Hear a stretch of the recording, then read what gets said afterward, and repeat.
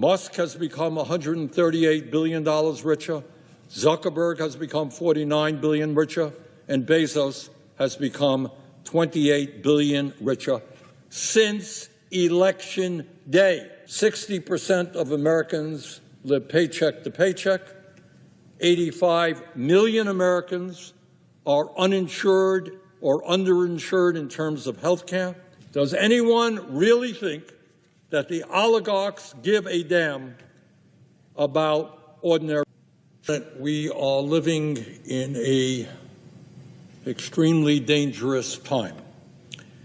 And future generations will look back at this moment, what we do right now, and remember whether we had the courage to defend our democracy against the growing threats of oligarchy and authoritarianism.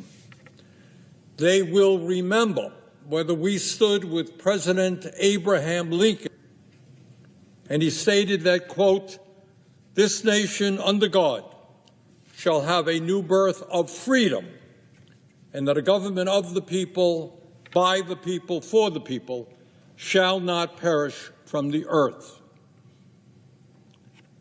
Do we stand with Lincoln's vision of America, or do we sit idly by and allow this country to move into a new vision? And that is a government of the billionaire class, by the billionaire class, for the billionaire class.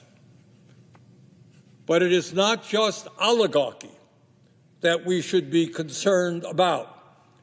Not just the reality that today 3 people own more wealth than the bottom half of American society, 170 million. 3 people, more wealth than the bottom 170 million Americans.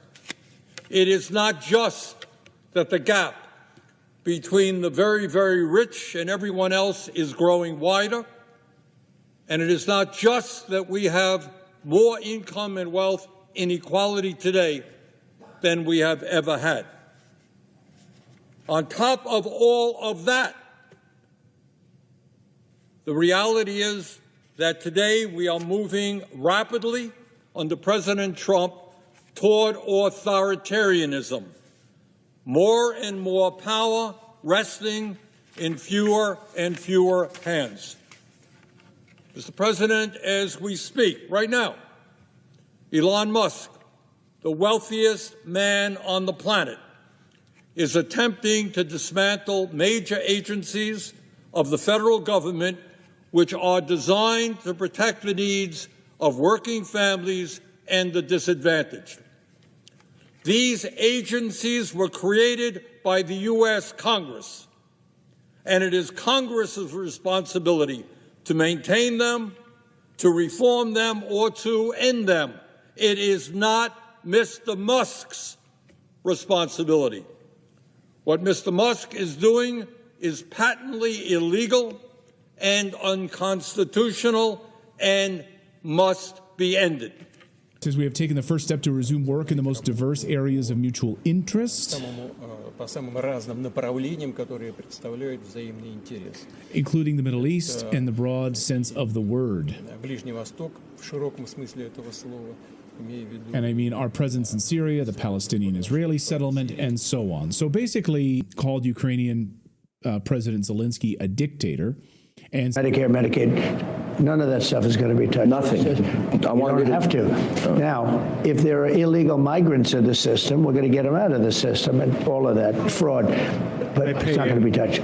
School.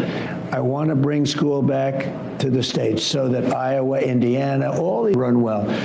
And right now, it's Norway, Sweden, Denmark, Finland, China. China, can you imagine, has top schools.